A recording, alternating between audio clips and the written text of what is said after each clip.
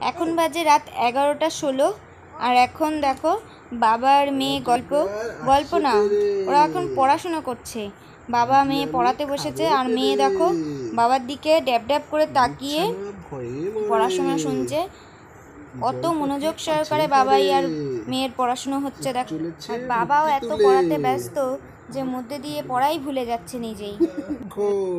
আর দেখো মেয়ে কেমন বাবার দিকে তাকিয়ে তাকিয়ে সেই পড়া মুখস্থ করছে, মনে হচ্ছে পরের দিন বাবা পড়া ধরবে আর পড়া পারতেই হবে, ওকে মুখস্থ করতেই হবে।